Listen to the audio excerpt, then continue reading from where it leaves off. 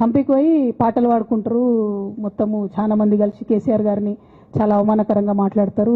ఒక పార్టీని వెన్నుపోటు పడదామని డిజైన్ చేశారు. ఇదంతా వీరికి తెలుసు, హరీష్ రావు గారికి తెలుసు.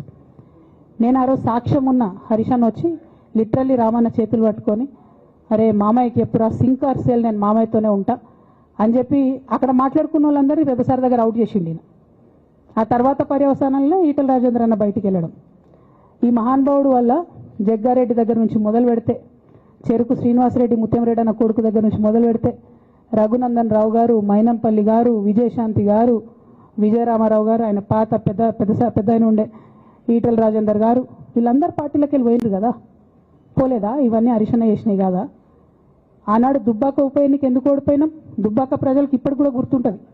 వాళ్ళందరూ ఒకటే మాట చెప్తారు, ఈయన సిద్దిపేటకు తప్ప రూపాయి రానియాడు దుబ్బాకకు, ఈయన వచ్చి ప్రచారం చేసిండు కాబట్టి మేము ఓటేయాలని ఓపెన్గా చెప్పారు ఆనాడు ఎన్నికలలో.